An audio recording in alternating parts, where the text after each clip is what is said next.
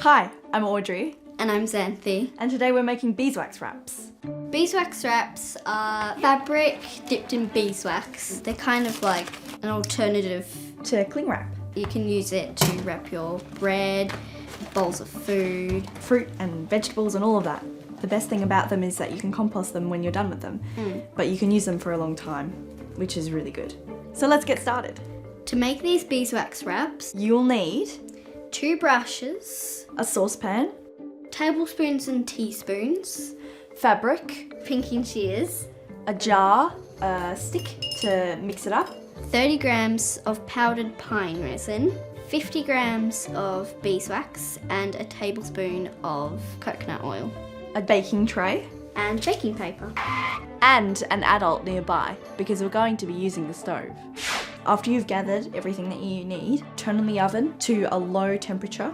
Cut the fabric with your pinking shears to whatever size and shape you want. Remember to take care when working with a hot stove.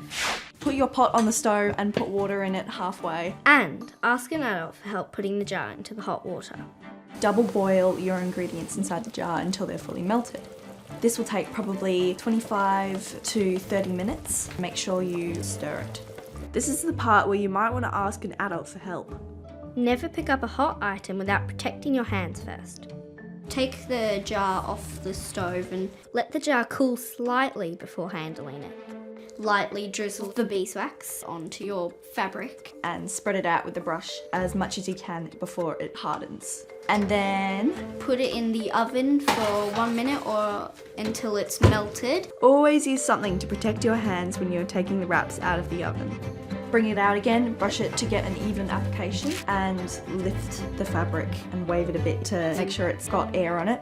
And then hang it up to dry. And that's a wrap. If you have any excess mixture, you can pour it into a mould. And use that if you're ever making beeswax wraps in the future. I hope you guys can make this at home and enjoy this fun recipe.